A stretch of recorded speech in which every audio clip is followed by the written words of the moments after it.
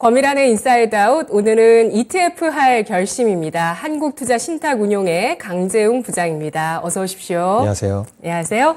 한 주 동안의 ETF 시장 동향 살펴보겠습니다. 어떤 움직임 있었나요? 네, 최근 한 주간 미국 증시 동향부터 간단히 말씀드리겠습니다. 먼저 지난주 후반 발표된 그 미국의 개인 소비 지출 PCE 가격 지수가 전월 대비 전년 대비 상승폭이 좀 둔화되면서 전반적으로 시장에 좀 긍정적인 영향을 주었고요.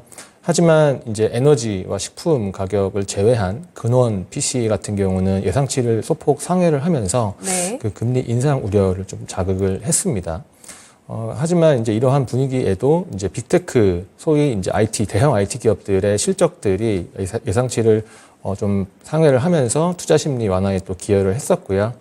뭐 예를 들어서 마이크로소프트, 알파벳, 메타, 아마존 이런 대형 기술주들의 1분기 실적이 전망치 대비 좀 개선이 됐고, 그에 따라서 올 초부터 사실 미국 증시를 상승을 이끌었던 이제 업종이 이제 빅테크 위주로 상승을 했었거든요.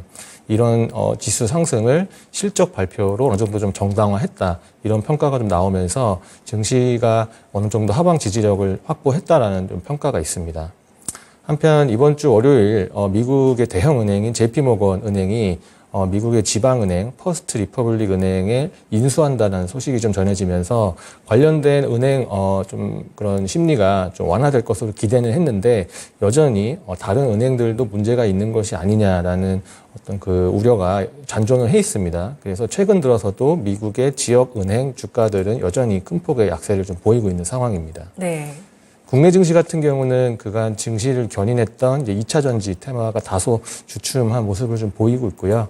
여기에 그 소시에테 제네럴 SG 증권 사태로 인해서 8개 종목이 하한가를 기록하는 또 상황이 생기면서 전반적으로 증시에는 좀 악재로 작용을 했었습니다.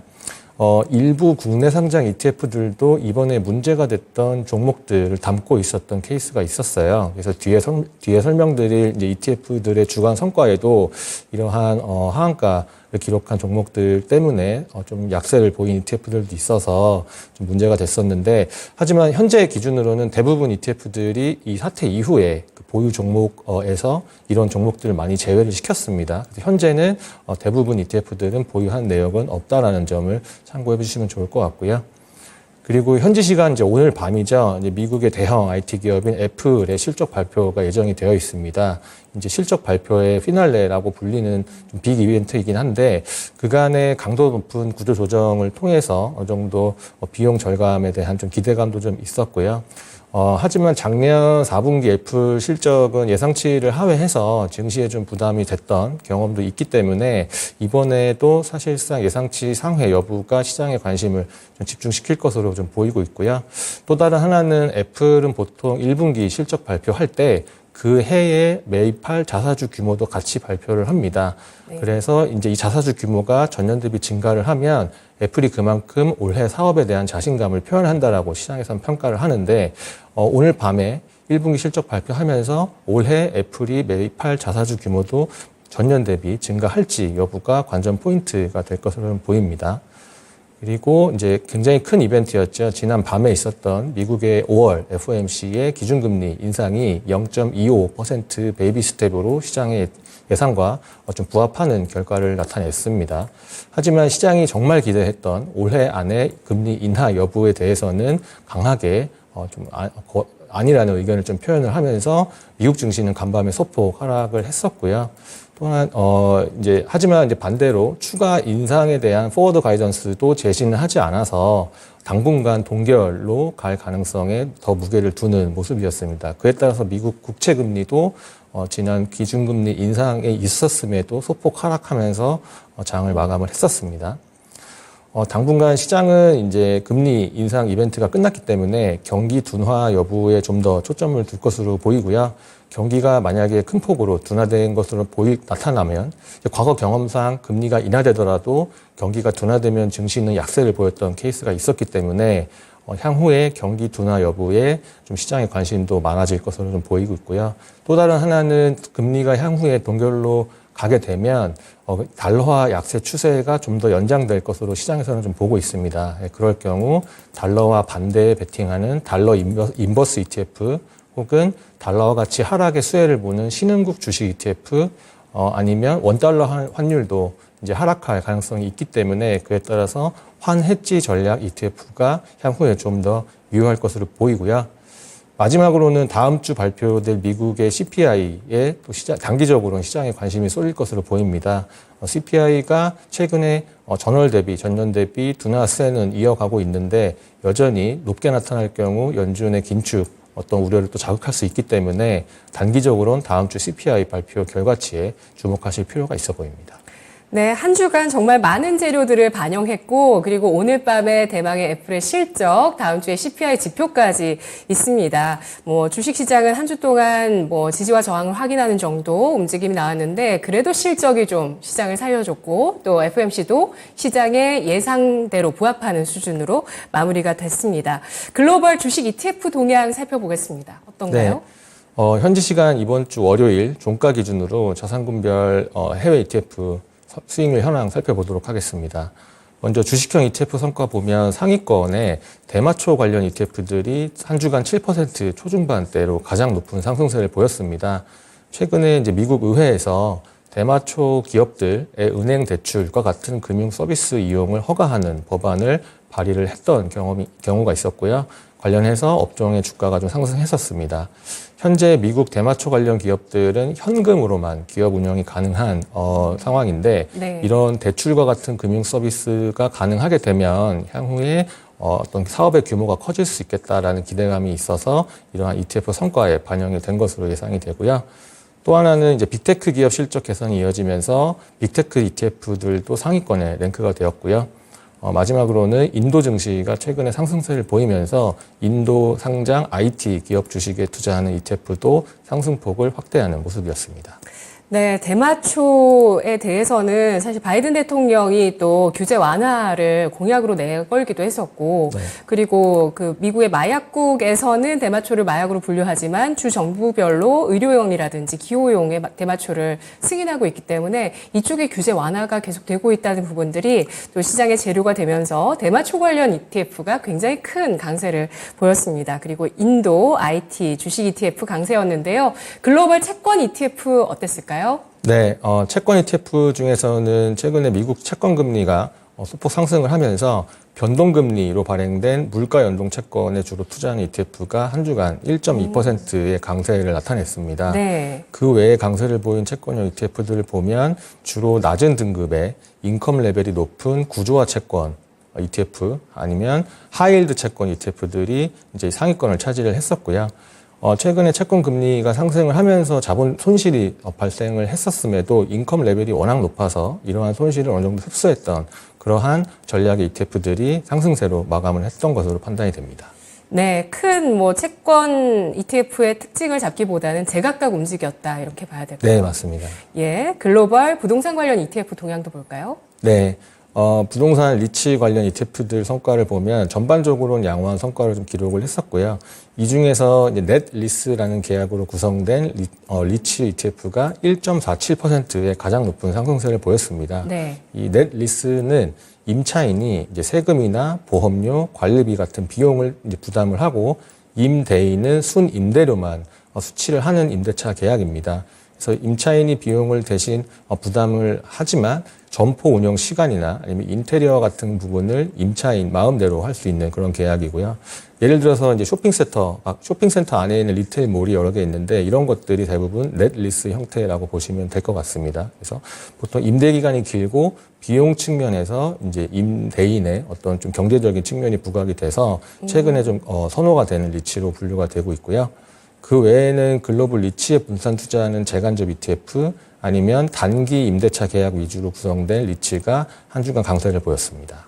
네, 이렇게 고금리 상황에서도 어느 정도 자금력이 동원되는 임차인이 들어가는 쪽에 리츠 ETF의 강세가 나타났습니다. 1.47% 넷리스 계약으로 구성된 리츠 ETF 상승이 나왔는데요. 한 주간의 글로벌 ETF 자금 동향은 어떻게 볼 수 있을까요?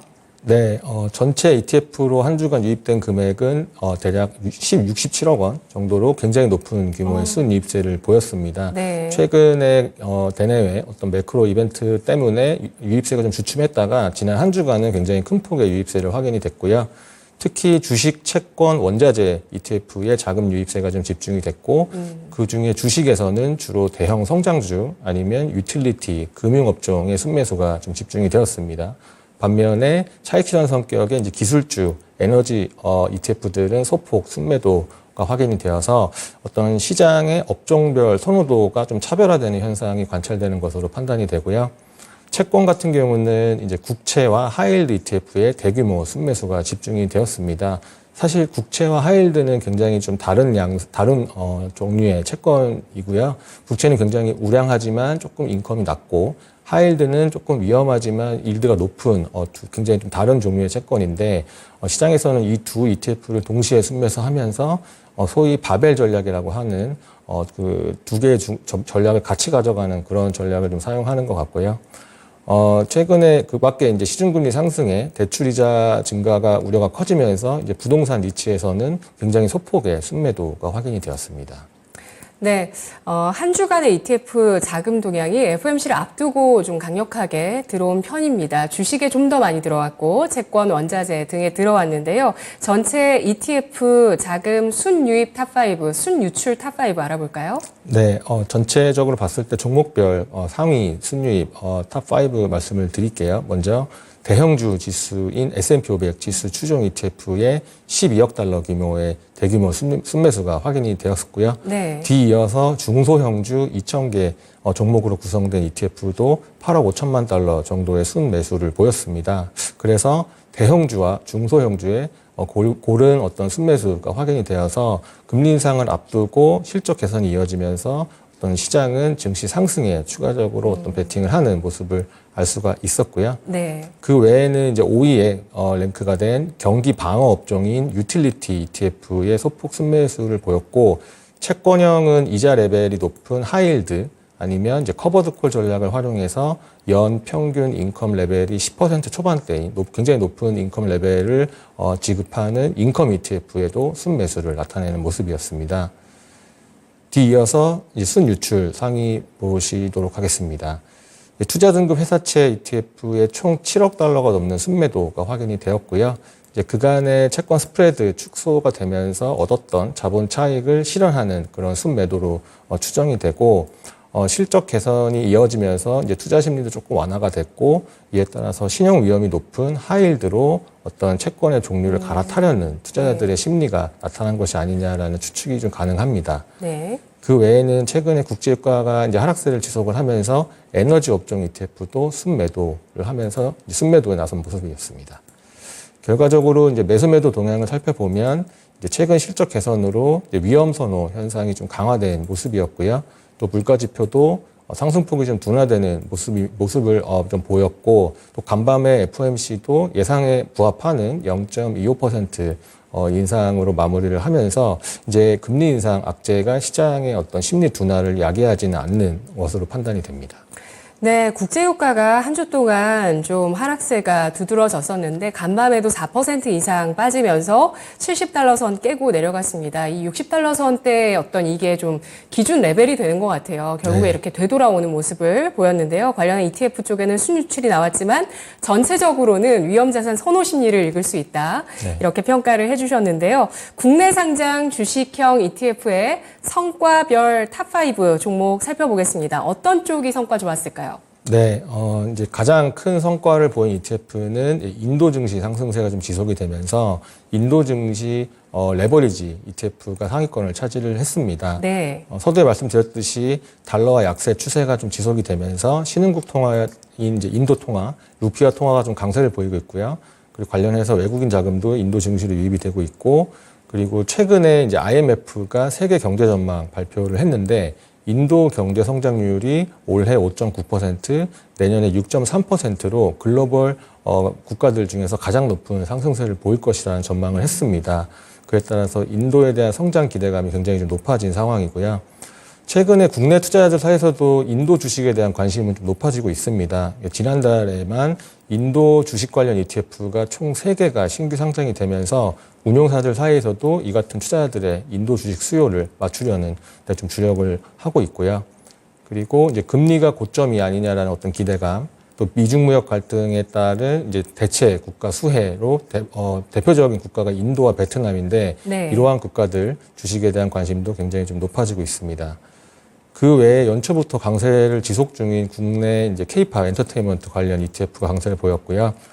K-팝에 대한 관심이 증가했고 또 외국인 순매수가 이어지는 어떤 호재로 대형 엔터테인먼트 관련 주식들은 4월 한 달간 대부분 상승을 했습니다. 하이브 같은 경우 4월 한 달간 43%나 급등을 했었고요. 한 가지 참고하실 점은 이 ETF 추종 지수 내에 하이브라는 단일 종목이 차지하는 비중은 30%가 넘기 때문에 사실상 하이브 강세가 ETF 상승세를 이끌었다고 좀 보여지는데 개별 종목에 대한 의존도가 그만큼 높다는 점은 참고하실 필요가 있겠습니다. 네. 그리고 지난 한 주간 증시 약세로 인버스류들, ETF들도 강세를 보였고요. 이제 인버스 같은 경우는 개인들이 최근 몇 주간 지속적으로 강한 순매수를 보여왔기 때문에 지난주부터 이제 대규모 차익 실현 매도가 나온 것으로 확인되었습니다. 네, 그렇습니다. 인도, 엔터, 그리고 인버스 이렇게 세 가지 특징 꼽을 수 있는데 인도와 엔터는 공통점이 있더라고요.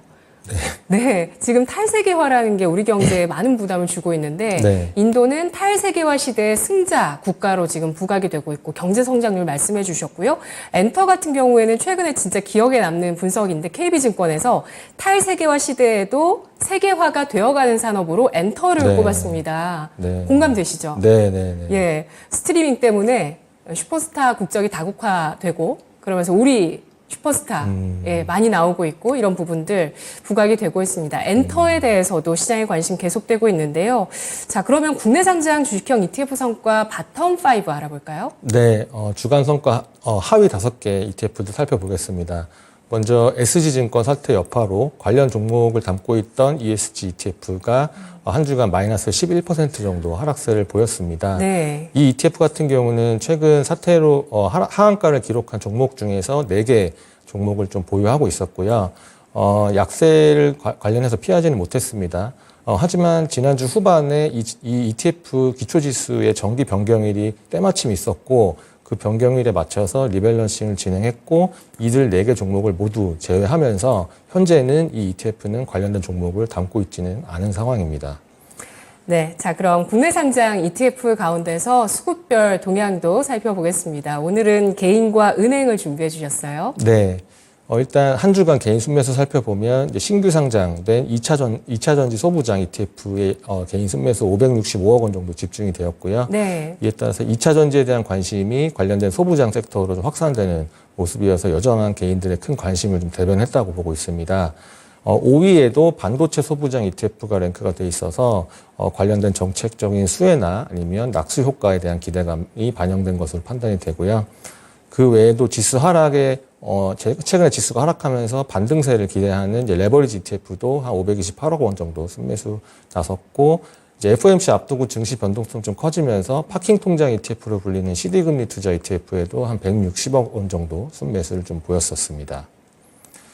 한편 개인들이 나타낸 순매도 같은 경우는 인버스 2배, 코스닥 인버스 ETF에 집중이 좀 되었고요. 최근에 지수가 좀 조정을 보이면서 이들 인버스 ETF에서 발생한 성과를 차익을 좀 실현하려는 대규모 순매도 물량이 한 7,700억 원 정도 나왔다고 판단을 하고 있습니다. 네, 기관 쪽에서는 은행과 연기금 순매수만 봐주신다고 합니다. 은행 순매수 ETF는 어떤 쪽일까요? 네, 제가 최근에 지속적으로 기관 쪽 순매수 동향 말씀드릴 때 은행하고 연기금을 말씀을 드리는데요. 네. 그만큼 좀 눈에 띄는 동향이 지속적으로 발견이 되었습니다. 그래서 은행 같은 경우는 지난주에도 전주와 마찬가지로 2차전지 ETF를 총 760억 원 정도 순매수해서 여전한 관심을 좀 나타냈습니다. 최근 관련 업종이 조정을 보임에도 저가 매수 기회로 인식을 하는 은행들의 시각을 알 수가 있었고요. 그 다음 연기금 같은 경우는 최근 연속 순매수를 보이는 섹터였던 헬스케어와 바이오도 여전히 순매수를 했지만 새롭게 순매수한 테마인 반도체 관련 ETF에도 높은 순매수 규모를 나타냈습니다. 업종별 순환매가 앞으로 이어질 수 있다라는 전망이 나오는 가운데 다음 테마로 반도체와 헬스케어의 긍정적인 연기금의 시각을 좀 알 수 있었다고 생각을 합니다. 네. 그렇습니다. 자, 전체적으로는 ETF 자금 시장 동향, 위험자산 선호 심리 확인할 수 있었고요. 채권 동향에서도 역시 그런 움직임들 나오면서 전체적으로 주식 채권 ETF의 자금 유입들이 있었는데요. 오늘 투자를 결심해 볼 ETF는 어떤 쪽으로 골라볼까요? 네, 최근에 이제 다양한 대내 변수 때문에 증시 변동성이 좀 높아지고 있고, 그에 따라서 개인분들의 채권 투자에 대한 관심도 계속 높아지고 있는 추세입니다.